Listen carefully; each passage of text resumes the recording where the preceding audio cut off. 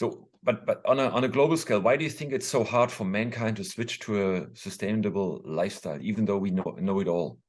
Our society is very difficult because economic growth is one of the most important points we are focusing on. But if the economic growth is less than 2%, so the policy get problem. The economic growth is not big enough for our society, and the question is economic growth the most important thing we have on Earth? Of course not. So the most important thing is that the people are satisfied, that the people have a happy life.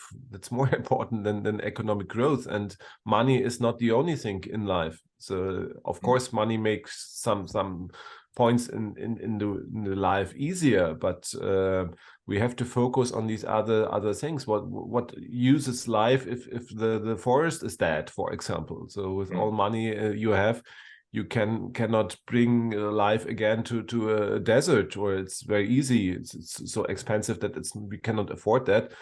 And for that, we have to change our ideas, and we have to change what we have learned within the last decades. And that's, I think, very important. But it's of course difficult, because if you have learned for 30, 40, 50 years that economic growth is the most important thing, everybody has to work on that. And it's not easier to say, okay, we have to change our lifestyle, and maybe we will have a better world if you're not looking on money, but we do not know. So the people are afraid, oh, if we're not looking on economic growth, maybe our life will be worse, not as good as anymore, could be. But if you're looking what we are destroying with the way we are living, with the focus on only on the economy, then we will see that in 1 or 2 decades, all money we will have will not be able to solve the problems. And the people only start to act if they have if they see the problems. We have talked about climate change since the 1970s. So it was totally clear that we have problems with climate change, but we needed the high summers, the summer with the high temperatures, with the droughts here in Europe, with lack of drinking water, that the people understand, okay, it's a problem that affects me personally. It's not only written in a report, it's real.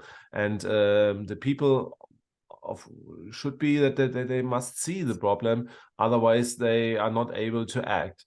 And we have now another point. You have talked about the Ukraine war. It's a very, very terrific war in Europe. We couldn't imagine that it will happen again, but it happens. And this terrible war has also effect on the economy